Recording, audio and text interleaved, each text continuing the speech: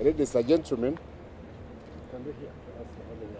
this was an extraordinary meeting of the Council of Governors Legal and Constitutional Affairs Committee, of which I chair, and Governor Kimeme here is the vice chairman of the committee, and Governor Kingi is the immediate past chair of the committee and is a member of the committee, and the vice chairman of the County Attorneys Forum is the County Attorney Nakuru County, Mr. Caleb Nyamwande, representing all the county attorneys in the 47 counties, and of course the secretariat. We have a short statement to make, which is as follows. The Council of Governors Legal and Constitutional Affairs Committee today held an extraordinary meeting to discuss the issues in the sector and especially to chart a way forward following the Court of Appeal judgment on the Building Bridges Initiative, the BBI. The Council of Governors, in the spirit of honoring the rule of law and constitutionalism, respects and will abide by the judgment of the Court of Appeal. This seems to mark the end of the road for constitutional amendment through popular initiative and Article 255 of the Constitution, but this is not the end of the journey for constitutional reform. The Council of Governors supports the spirit of the BBI and the dream of ending divisive elections that result in electoral violence, ethnic antagonism and competition, and the fight against corruption. We, as the Council, we also hope to see inclusivity among the people of Kenya, increased resources to the counties that will span growth to the rural economy where the largest of our population live. It was envisaged that through these amendments, the county governments would have an increase in the equitable share from 16.9%, which is current, to not less than 35% of the total revenue collected. This increase will enable the county governments to empower the informal sector, small-scale traders, women, youth, persons with disabilities, and other economically disadvantaged groups. As the Council will therefore explore alternative avenues to ensure that the revenues to the counties are increased to at least 35% of the share of revenue as proposed in the BBI. The Council is of the position that the judgment made on Friday by the Court of Appeal did not consider the substantive issues contained in the Constitutional Amendment Bill.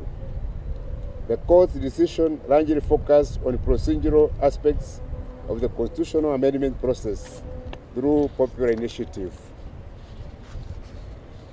We note that there are clauses that can be amended through a constitutional amendment bill and Article 256 of the Constitution of Kenya, which does not require a referendum.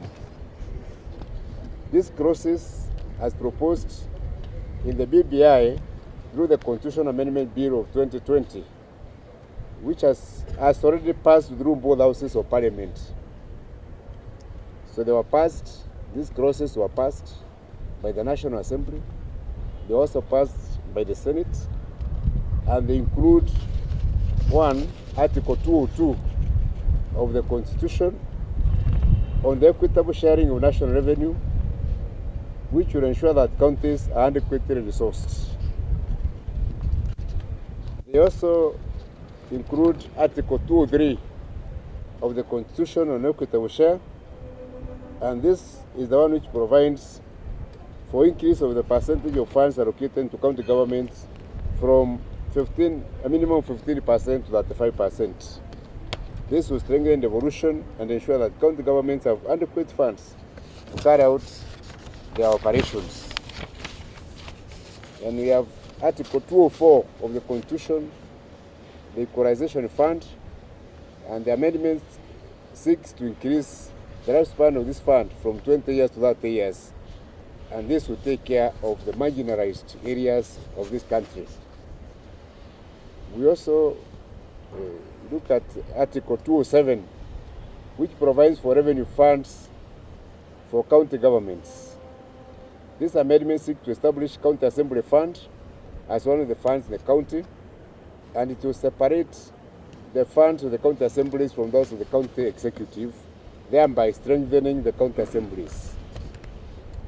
We also look at Article 215, composition of the Commission of Revenue Allocation, and the amendment provides for an addition 2 members who represent county government, because county governments are not currently represented in the Commission on Revenue Allocation. We also look at Article 206A, which establishes the Constituency Development Fund in the Constitution. We support this because it is further increase of the resources coming to our counties. Then we have Article 207A, which establishes the World Development Fund to comprise of at least 5% of all the county government revenue in each financial year.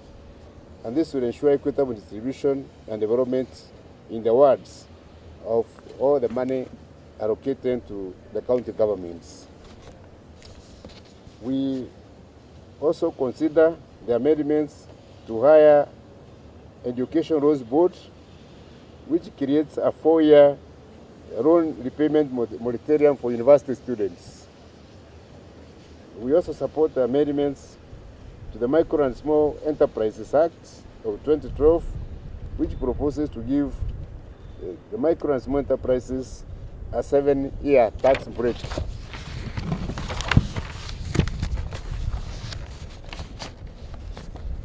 With increased resources to the counties to 35%, the county governments will work to empower the small and micro enterprises in the various counties, to empower the women, to empower the youth, to empower people living in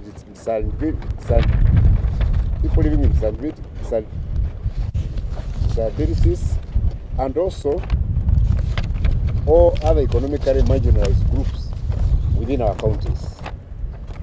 So for us, these are very substantive issues, and we don't want them to die because of the Court of Appeal judgment.